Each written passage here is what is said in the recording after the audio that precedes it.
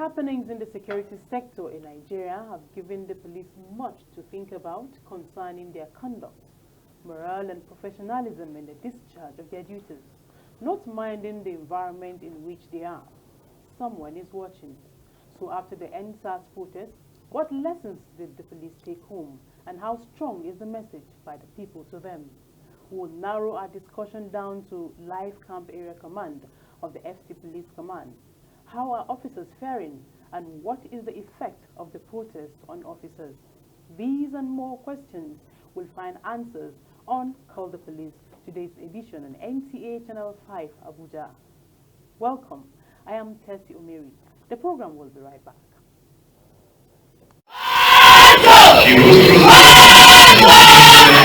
Maintenance of law and order, ensuring security of life and property are the primary responsibilities of the Nigerian police. They operate day and night to ensure that you and I are safe from the stranglehold of hoodlums and social miscreants. This then makes the officers and men of the Nigerian police force your friends. The least you and I can do is to assist them by making security our primary concern. Contribute your own quota. Report suspicious movement promptly to the police. The FCT Police Command beckons on you to assist in its quest to make the Federal Capital Territory crime-free. The time is now.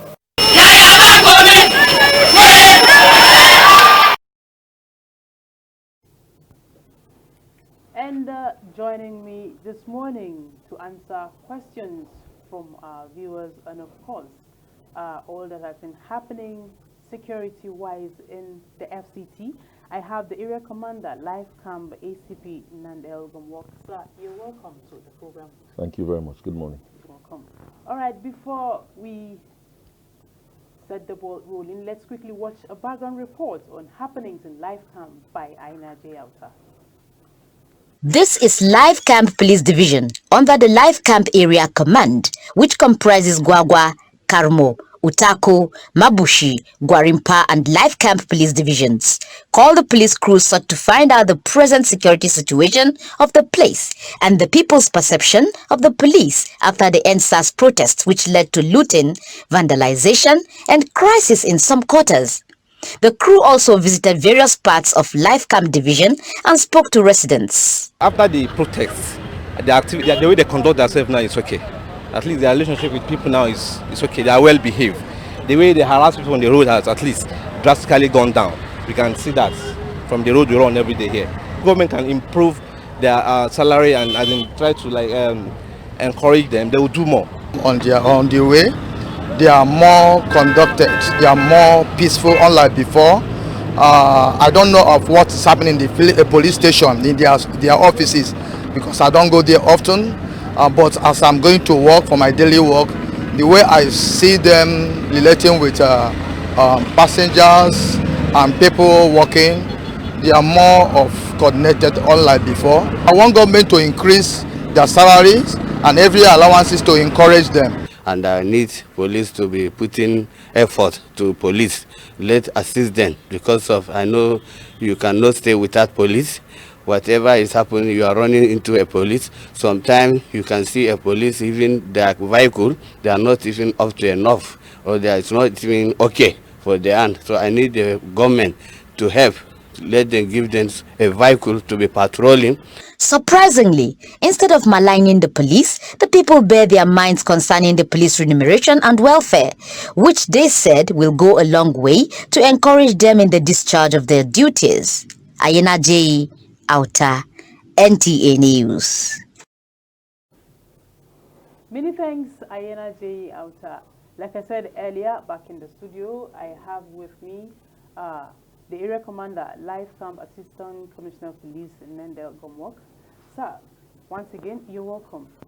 Thank you. All right, let's begin like this. Are there lessons, to be learned from all these happenings? Certainly. Lessons from, it depends on what side of the issue you are. There are lessons from the people that we police, and then there are lessons from us as law enforcers relative to the protest itself. From our perspective, I can confidently say that we have learned the inner depths of self-restraint professionally. I don't think there has been a time for as long as I've been in service where the capacity for restraint has been demonstrated by police officers in the face of confrontations such as of this nature. And I think from my experience, having participated in the resolution of this process, at least in the field, the lessons that we have learned is the indispensability of police services to the people that we provide these services for, that's members of the public. And then, of course, the relevance of members of the public, even in resolving these issues and helping us provide safety and security for their lives and properties. But beyond that, I believe that lessons have been learned on either side. Okay, thank you so much. Indeed, so much lessons have been learned, especially when you talk about the restraint, capability. It was actually exhibited when you see the protester, pushing you to the wall, and then you have the ability to restrain and all that. We actually saw that being exhibited. So, sir, as a supervisor, have there been any visible changes in the conduct of your officers after the NSAS protest? Well, I can say so within the remit of the Life Camp Area Command. Just like somebody has pointed out in your independent coverage, yeah. I've observed that police officers now have realized that capacity, that inbuilt capacity, to tolerate people, to tolerate people's expressions of any grievance or any perceptions that they have on the course of the discharge of our duties, whether it's in the field at the traffic point, whether it's at the counter in the divisions, whether it's in the conduct of an investigation. You find that police officers have released that capacity for empathy, associating with people's challenges, even at the point that they come. I had cause to speak with some groups the other day, and I told them that the only reason a police officer would come out to work in the morning or at any other point in time is to go to his duty post and wait for a challenge to come for him to resolve. So in the light of the instructions that we had and the foresight of our police management at the command and clearly at the national level, that we should reach down in the deeper recesses of our hearts to look at the capacity we have to attend to people's challenges, attend to people's issues, to resolve it for them. And I think as a supervisor, I'm quite satisfied in my area command. You have done. Yes. Okay, and from what you have said, still talking about lessons learned, can we say the police is more effective now? In my opinion, our effectiveness is relative to the cooperation we get from members of the public. Now, it will interest you to know that even in the resolution of these issues, yes, one or two instances, several instances I might add, of breakdown of law and order, it is the communities themselves that have exposed those brigands, those hoodlums that have done that. They've cooperated with the police. So one thing we have benefited is that we've known that there's a deeper sense of understanding and cooperation that we've been able to take from the communities that and a deeper desire from communities to want to ensure that they take measures to keep themselves safe. And that has been a very good thing for us. In other words, you're trying to see that the relationship has been enhanced with exactly, people and exactly. The people have taken up responsibilities to also enhance their own security and support us on that. Okay, sir, now to your area of jurisdiction, which is Gwarinpa, Life Camp, and its environs. How is the security situation at that end? As of now, I can tell you Life Camp Area Command is quiet. The area command itself, as it comprises Gwagwa, Karimu, Gwarinpa, Life Camp itself, Mabushi, and Utaku, you'll find that there are two communities that coexist there. There is the commercial aspect of the communities that do their commercial activities along the stretch from coming down from Karimu, Gwagwa to Life Camp. And then there are the closed communities where you have estates, residential estates and other things like that. So the crime reports we have received from there, and quite curiously, apart from the routine ones like burglary and other things that we've had, it's been quite quiet. But for the issues of the protest, it's been quiet. And that goes to show the effectiveness of our policing system in cooperation with members of the public. Okay, can you tell us the impact still on your jurisdiction, the Gwarinpa? What's the impact of the protest? Tolerance. Okay.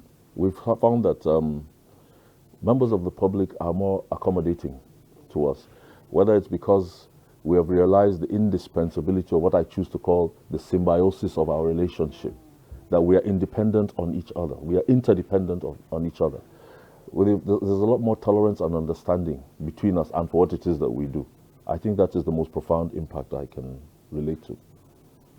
All right, if you're just joining, the program is called The Police on NTA Channel 5 Abuja, and I have with me the Area Commander Live Cam, and we'll be discussing lessons learned, the aftermath of the NSAS protest.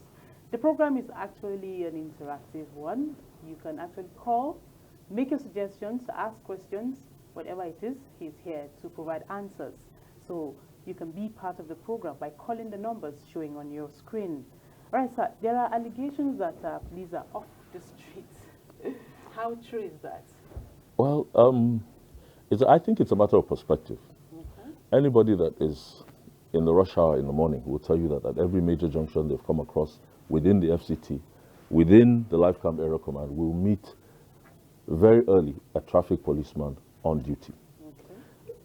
Everybody who comes to bring in some kind of a complaint to a police station will Hello? meet police officers on duty. All right, sir, before we continue, hello? Hello? Hello, good morning. Good morning, madam. You're on to call the police. Tell us your name and where you're calling from. My name is Joseph. I'm calling from Life Camp. All right, Joseph from Life Camp. Can you go ahead? So I want to ask a question. All right. Joseph, we're listening. My question is, after the NSAS protest, what of the improvement of Nigerian police? What are they doing about it in terms of welfare? Okay. All right. Thank you, Joseph. Joseph is asking, after the NSAS, everything we are talking about now is the aftermath of the NSAS. What next? So he's asking the police welfare. I'm very excited about a question like that, where despite all the protests and everything that has gone on, the welfare of the police officers, is at the front burner of the mindset, the consciousness of even members of the public. Yeah. I can say that assurances have been made public, and I believe that will be brought to bear very, very soon. We are confident that the assurances will be brought to bear. We're hopeful. Hello. Hi. Good morning. This is Call the Police on NTA Channel 5 Abuja. You're on to the program Call the Police. All right. So, sir, the IGP, was at the FC Command last week. How would you describe his visit? We were very excited, Okay. just from the information that he was paying us a visit. Okay. And his visit to every police officer, in my estimation, was to assuage our distress, to reassure us that our morale, that is our individual and collective psyche, relative to the purpose for which we come out to do what we do and the sacrifices we made, have been taken into account. And for a leader to come down and associate with his people like that, it can only come up with one result: to boost our morale, to enhance our confidence that our leadership is solid, to enhance our confidence that our leadership associates with the challenges that we're facing in the field. And that did a lot for our officers. And that's why the question about police officers not being, or at least within, as far as I know, within the FCT, that responds to that question very clearly. Police officers have been reassured. We've seen the face of our leader. We've seen the face of the expression of management at the highest level and at the command level. And our assurances are solid. Our assurances are solid. Our distress is seeing what has been happening with us, the confrontations we have been exposed to, and the restraint that we subjected ourselves to in order to discharge our duties has been recognized, and that is the expression that the Inspector General passed to us, for which we're very grateful. We're very grateful. All right, I think we have a caller on the line. Hello? Hello? Hello? Good morning. Hello? Hello, good morning. Please tell us your name and where you're calling from. My name is Mr. Anyok. All right, Mr. Anyaku, can you please turn down the volume of your TV set? It's interfering. Where's he calling from, please? All right, can you tell us where you're calling from? I'm calling from the one shopping complex. Okay, Mr. Anyaku, go ahead. Yes. My question is this. Okay. What is police doing? We are talking about eradicating crimes within our domain. Yeah. You see that you see people smoking in their hands. It's very close to police station and they are not doing anything about it. I want to know what police is doing about it. All right, Mr. Anyaku, thank you so much for that question. Talking about people, Indian hymn and all that within the vicinity of police station. Well, that's an interesting one. That's an interesting one. While I will not say that that is not the case, I will say that that speaks to the enhancement of our surveillance capabilities. That crimes that are perpetrated in our presence or with information coming from him, because I take that as veritable information. We don't have an idea which police station, but clearly it speaks to vigilance for us to look around our stations. It speaks to the issues of hoodlums having the temerity to test the resolve of the police by bringing vices and criminality to the doorposts of the police, and that will not be tolerated. That has been noted. We'll pass it up, escalate it up the chain where it should be, and a response will be meted out. All right, thank you. Hello. Good morning. Good morning. Please, can you tell us your name and where you're calling from? My name's Anthony Efonko. I'm calling from Epa. Andrew. All right, Andrew, can you go ahead? Anthony. Oh, sorry, Anthony. Go ahead and make your contributions or questions. Hello, man. Anthony, I'm with you. Go ahead. Yeah, please, I really wanted to complain. Okay. This NSAS is not only about NSAS. The estate we are living is police that mortgage it. And like me, my wife is the police. Okay. They always humiliated us here. They will come and fight you for facility. The house you bought on mortgage, you are trying to pay. They will pump themselves. They will say they are the senior officers. They will come to post 18,000. If you did not give them, they will climb your pole to cut lights. If you want to talk, they will use handcuff on you. It's your property, and they are not using the money for anything. Okay. They say facility, there is freedom of association. If you don't want to belong to their meeting, it's not by force. Okay. So it's really happening in this estate. We don't have freedom. Okay. All right, Mr. So I just say, let me really speak my mind. Okay. Okay. That's going beyond the answers. Yeah, well, these are issues that speak about different agitations, different challenges that people have. Yeah. As you can see from even the NSAS issue, what started out as a peaceful protest, dovetailed into something else, escalated into something else.